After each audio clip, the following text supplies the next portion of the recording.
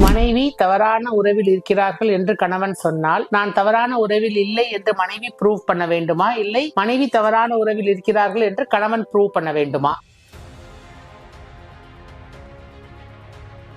கணவர் டிவோர்ஸ் வழக்கு தாக்கல் செஞ்சிருக்காரு. மனைவி இன்ட்ரியம் மெயின்டெனன்ஸ், அதாவது இடைக்கால மனு ஒன்று தாக்கல் செஞ்சு எனக்கு இன்ட்ரியம் மெயின்டெனன்ஸ் வேணும் அப்படின்னு சொல்லி மனைவி தாக்கல் செஞ்சிருக்காங்க.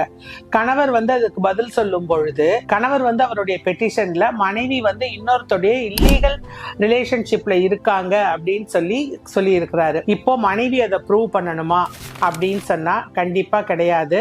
முதல்ல மனைவி பார்க்க வேண்டியது என்ன அப்படின்னு சொன்னா, அந்த இன்ட்ரியம் மெயின்டெனன்ஸ் ஃபைல் பண்ணதுக்கு அப்புறம் அதற்கான பதில் மனுல கணவர் இல்லீகல் ரிலேஷன்ஷிப்ல மனைவி இருக்கிறாரான்னு சொல்லியிருக்காங்களான்னு முதல்ல பார்க்கணும்.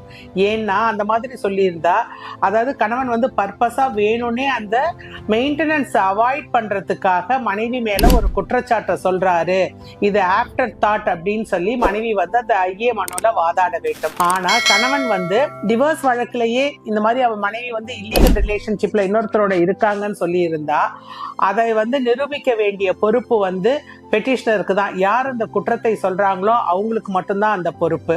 அதே மாதிரி மனைவி அந்த பொறுப்பை எடுத்துக்கணும்னு அவசியம் இல்லை, கணவன் தான் அதை நிரூபிக்கணும். மனைவி செக்ஷன் 26 இந்து மேரேஜ் ஆக்டின் கீழே இடைக்கால ஜீவனாம்சம் கேட்டிருந்தாங்க அப்படின்னு சொன்னா கண்டிப்பா வேற எதையுமே நீதிமன்றம் கணக்குல எடுத்துக்காது.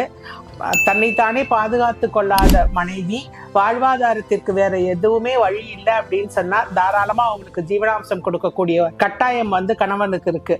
ஆனா இதே மனைவி BNSS செக்ஷன் 144 கீழே மனு தாக்கல் செஞ்சிருந்தாங்கன்னா, செக்ஷன் 144 சப்கிளாஸ் 4 கீழே இல்லீகல் கான்டாக்ட்ல இருக்கிற மனைவிக்கு ஜீவனாம்சம் கொடுக்க வேண்டாம் அப்படின்னு சொல்லி BNSS ஆக்ட் சொல்லுது. செக்ஷன் 24 கீழே மனைவி மனு தாக்கல் செஞ்சிருந்தாங்கன்னா அதை கன்சிடர் பண்ண மாட்டாங்க. இந்த மாதிரி டிஃபென்ஸ் எடுக்க முடியாது கணவரால.